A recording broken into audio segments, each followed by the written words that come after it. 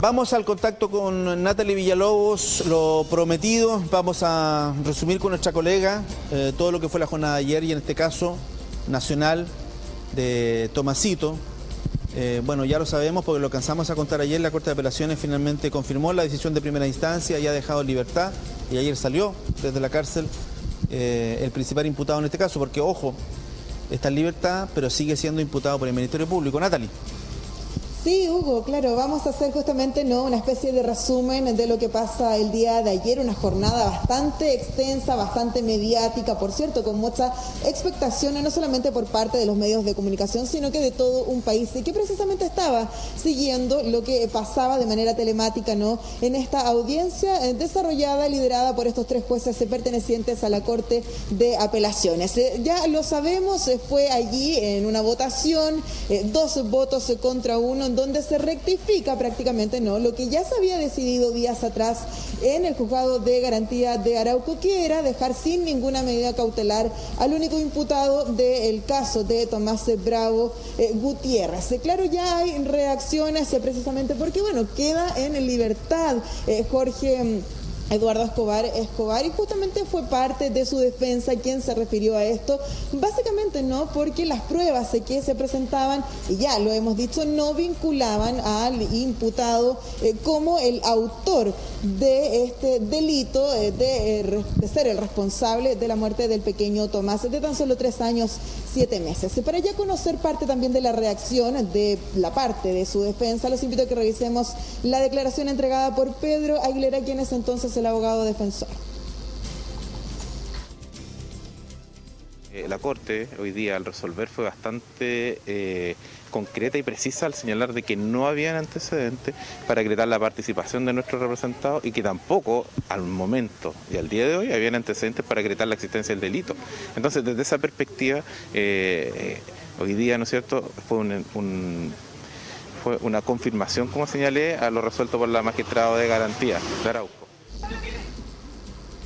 Claro, ahí revisábamos parte de sus palabras y todo se centra precisamente en los antecedentes que por una parte presentó la Fiscalía, pero que después también la defensa presenta otros peritajes, otro informe en el que básicamente habla de esta desestimación de las pruebas, de una falta metodológica en cómo se fueron resolviendo también la petición de diligencias por parte del Servicio Médico Legal. Allí apuntan precisamente todos los errores y no tener, una carpeta contundente con antecedentes para solicitar la prisión preventiva, como lo había dicho precisamente la fiscal a cargo de esta investigación. Fíjate que el abogado del padre, en este caso Cristian Etzaízi, también dio un punto de prensa, se refirió a cómo se han ido desarrollando estas diligencias, a cómo se han ido desarrollando estas audiencias, y los invito también a que revisemos qué fue lo que él nos comentó. Yo lo he dicho en varias oportunidades que el fiscal efectivamente se apresuró en la detención. Yo creo que él tiene antecedentes fundados, como lo ha señalado, pero tenía que esperar los peritajes. O sea, todo este escenario que hemos visto hoy día, el revés en el Tribunal de Garantía de Arauco, la decisión de hoy día de la Corte, va en el sentido de que el fiscal se apresuró y no tenía los elementos científicos en la mano. Claro, decisiones apresuradas, así ha sido catalogado entonces por parte de la defensa, también por parte del abogado representante de la familia paterna. Fíjate que fue un punto de prensa bastante complejo, Hugo. El abogado se acerca hasta el centro penitenciario precisamente para entregar parte de su reacción ante esta decisión de la Corte de Apelaciones. Sin embargo, allí, y ayer también lo relatábamos, habían personas que estaban precisamente esperando primero la salida del tío abuelo del pequeño Tomás, pero al darse cuenta que llega el abogado, que comienza a dar este punto de prensa, es también insultado, posteriormente agredido, y claro, se genera ahí una situación bastante tensa entre las personas porque aseguraban que él en su rol de abogado tampoco había hecho lo suficiente para poder dilucidar por buscar evidentemente a la persona culpable respecto a lo que le pasa al pequeño Tomás. Bajo este mismo contexto de mucha expectación de muchas personas que llegaron al lugar, recordemos que llegaron también con con piedras. Se desarrolló, por cierto, un operativo bastante estratégico por parte de Gendarmería, también por parte de Carabineros, para concretar la salida de Jorge Eduardo Escobar, quien finalmente sale del centro penitenciario a eso de las 17:45. Se esperaba que se emanara la orden de ingreso. Esto se hace, como ya sabemos ahora, mucho más tecnológico a través de distintos correos. Se saca de este lugar donde él estaba aislado, se le retira a las esposas y sale en un vehículo perteneciente a la Defensoría. Lo hace en compañía de un abogado y también de una psicóloga. Eran 3 las alternativas por donde él podría haber salido, que es la puerta principal. Luego tenemos otra entrada que da en dirección al camino hacia Penco, donde justamente están los semáforos, y era allí donde estaban todas las personas y también la prensa esperando precisamente. No sale por ninguna de estas 2 entradas, sino más bien lo hace por un portón que da justamente con el servicio médico legal y sale directamente a la carretera. Es por eso que no se logra tener registro de qué minuto sale en este vehículo, y por cierto fue parte de las estrategias para que no fuera agredido. Sabíamos, y ellos también tenían conciencia de que había mucha gente que lo estaba esperando, evidentemente no para lincharlo, y además el auto en el que él fue retirado pertenecía a la Defensoría, pero claro, es un auto particular. Eso respecto a la salida del imputado, que luego es trasladado hasta la Defensoría de Talcahuano, y ahí también tenemos registro de lo que ocurre. Él no da declaración,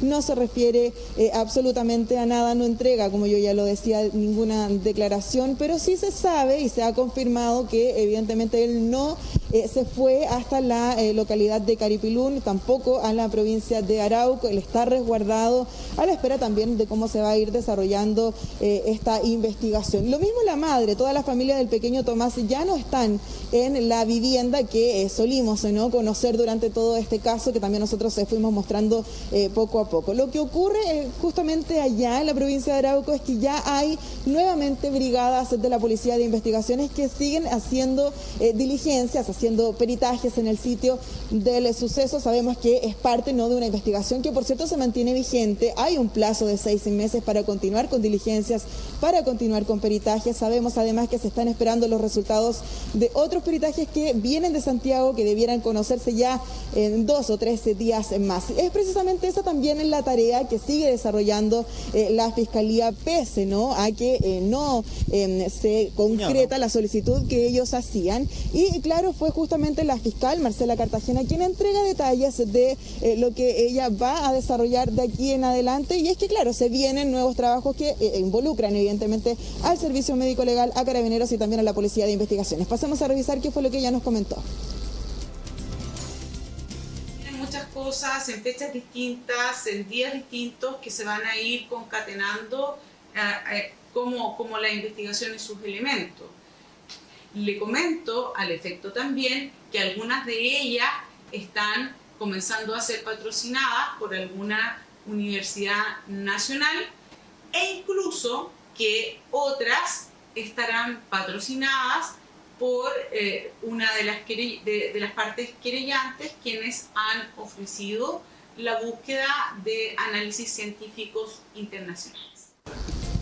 Claro, eso es entonces lo que se viene, son múltiples tareas las que les queda evidentemente a la Fiscalía. Van a continuar, y así se ha confirmado entonces, con estudios internacionales. Fíjate que nosotros, cuando estábamos también allí en el lugar, intentamos conversar con distintas personas para saber cuál era un poco la reacción, y todos apuntan a que ha fallado aquí no solamente la Fiscalía, sino que la justicia. ¿Qué fue lo que comentó la gente? Los invito también a que revisemos eso. Tienen que ser minuciosos, que una vez más la justicia no se equivoque, porque es cruel de matar a un inocente, cruel de matar a un hijo. Si no tienen pruebas, yo creo que tampoco no deberían tenerlo, no deberían tenerlo preso si no tienen pruebas, porque para encontrar un culpable tienen que tener pruebas. ¿Piensa que quizás fallaron las policías, falló la Fiscalía? Yo creo que hay otras cosas, otros intereses metidos aquí. Claro, es parte, ¿no?, de la reacción que también se ha hecho notar en redes sociales. Sabemos que es un caso que sin duda ha escalado a nivel nacional, también a nivel internacional, y evidentemente todos apuntan entonces a esta decisión apurada que para algunos no ha tomado la Fiscalía. Lo cierto es que, bueno, esto va a continuar por mientras el cuerpo del pequeño Tomás no va a ser entregado, al menos durante esta jornada, permanece en el servicio médico legal, y por cierto no sabemos si es que se van a ir desarrollando los peritajes o nuevas pericias que podrían quizás no también tratarse de peritajes que se le vayan a realizar al cuerpo del pequeño Tomás. Sí, dos cositas que comentar. Uno, hay otra cuña de la fiscal regional en donde ella dice que ha escuchado el pronunciamiento del Poder Judicial específicamente, porque las críticas de los que saben de justicia, digamos, de la administración, van a la Fiscalía, que aparentemente se apresuró. Bueno, ahí cada uno hace su crítica. Entonces, la crítica es al Ministerio Público.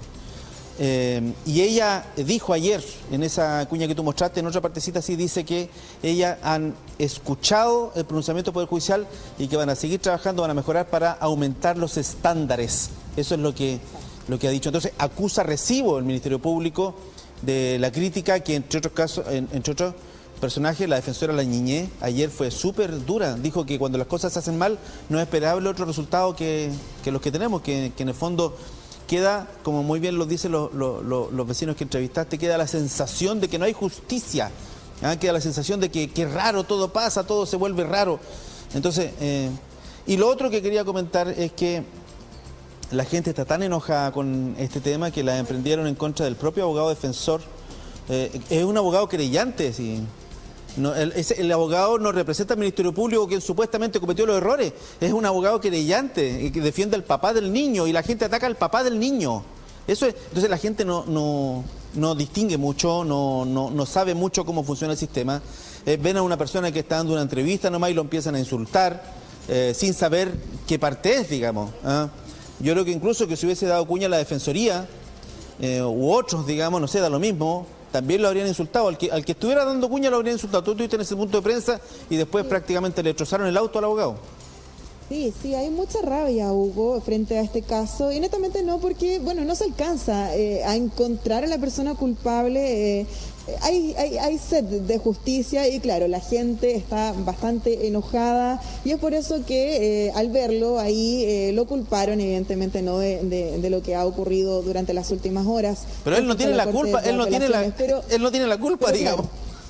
Claro, no, él no tiene la culpa. De hecho, como tú ya bien lo señalabas, él es querellante, está representando al padre, en este caso del pequeño Tomás, y quien hace esta presentación quizás anticipada de pruebas es la Fiscalía y no el abogado que efectivamente sufre las consecuencias de la rabia de las personas el día de ayer. Sí, pero la gente habla del sistema judicial en su conjunto, y en ese contexto, claro, la Fiscalía, la Defensoría, la Corte de Apelaciones, la jueza de garantía, los abogados querellantes, todos forman parte de un solo sistema, que es el sistema judicial.